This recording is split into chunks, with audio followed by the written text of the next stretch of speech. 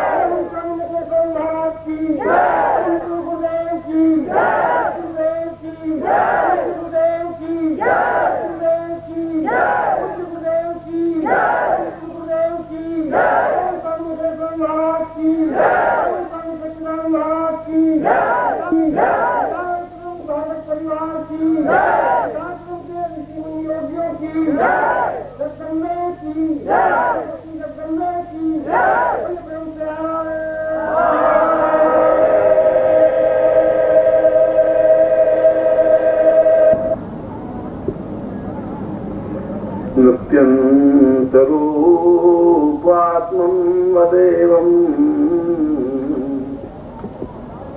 ज्ञानं वदेवं गुरुर्वैवदेवं प्राणोच्छवासमभिवन्तसवनं तदेवम् आत्मस्वरूपं गुरुवै प्रणम्यम्। मेरे जीवन में बहुत भटकाव था, क्योंकि मुझे अपने जीवन का कोई रास्ता ज्ञात नहीं था। मेरे जीवन में बहुत अंधेरा था, क्योंकि कोई ऐसी किरण नहीं थी जिसको पकड़ करके मैं जिंदगी के अंतिम छोर तक पहुंच सकूं। और मेरी जिंदगी में कोई ऐसी साधना या ऐसा कोई इष्ट नहीं था जिसके माध्यम से मैं जीवन के सूत्रों को पकड़ सकूं। पहली बार मैं अपनी आत्मा के माध्यम से पूर्ण श्रवण होकर के उस गुरु के चरणों में समर्पित होने की क्रिया जानना चाहता हूं, जो अपने आप में ही पूर्णता का प्रतीक है। और ऐसी ही क्रिया के रूप में मैं आपको आशीर्वाद देता हूं कि आप जीवन में परिपूर्णता प्राप्त कर सकें।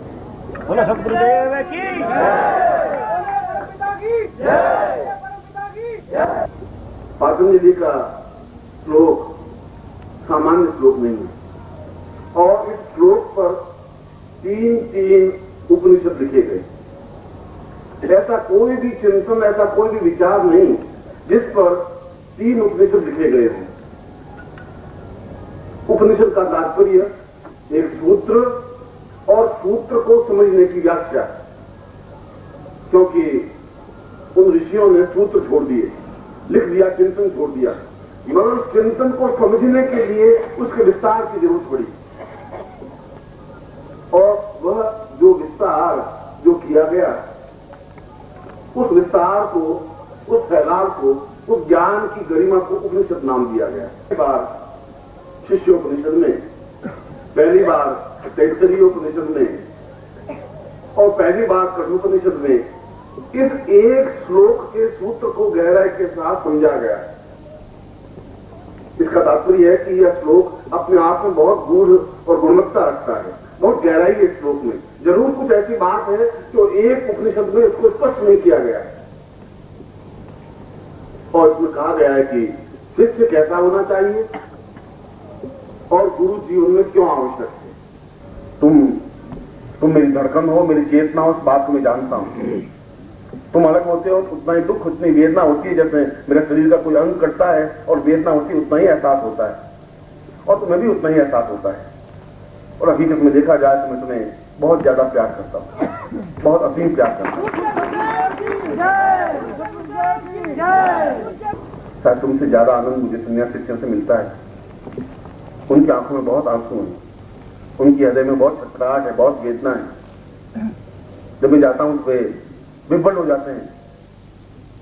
वे साधिकाएं, वे सन्यासिनियां बाहर बिखेर करके सो जाती हैं।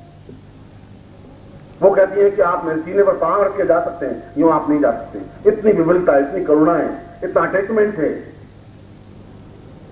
इतने वर्ष होने के बावजूद भी एक क्षण के लिए भुला नहीं पाए, मगर उसके बावजूद भी मैं एहसास करता हूं कि वे संबंध हैं, मगर उनसे भी ज्यादा संबंध तुम्हारे हृदय से मेरे संबंध हैं। क्योंकि कई जन्मों से तुम मुझसे जुड़े हुए हो, पहला जन्म नहीं तुम्हारा, पहली बार तुम मुझसे नहीं मिले हो। और मुझे उस लेवल पर तुम्हें पहुंचाना ही है, उस आनंद को, उस आनंद में तुम्हें ले जाना है। ये मेरी ड्यूटी है, मेरा कर्तव्य है। उनमें तुम्हें मुझे ढूंढने की जरूरत नहीं है। इसलिए मैं जो बार बार कहता हूं कि तुम्हारा मेरा आत्मीय संबंध है, तो पहली बार तुम्हें मैंने दीक्षित दिया, पहली बार तुम्हारे शरीर को मैंने अपने शरीर का हिस्सा बनाया, पहली बार बनाया। ये बहुत कठिन काम था। मैं जानता था कि किसी और के शरीर को बिल्कुल परिवर्तन करने की क्रिया मैं जानता था, मैं करता हूं और मैंने किया है। पहली बार तुम्हारे शरीर में अपनी चेतना दी, पहली बार तुम्हारे शरीर को खत्म करके अपनी प्राणस्मिता दी, अपनी ऊर्जा दी, अपने प्राण दिए, अपनी खून दिया, रक्त दिया, जिंदगी दी, पहली बार दिया। इसलिए दिया कि ये शरीर अपने आप में खोखला है, तो इस शरीर के माध्यम से उस मंजिल तक मैं नहीं ले जा सकता। और मैं चाहता हूं कि इस संन्यास और इस नवरात्रि के 7 दिनों में, 8 दिनों में जितनी बार भी मैं सिद्धाश्रम गया हूं, और हर बार यहां से वहां तक पहुंचने में, वहां से यहां तक आने में एक ही चिंतन रहा, तुम्हारा इष्ट तो गुरु होगा या तुम्हारा इष्ट तो जगदम्बा होगी।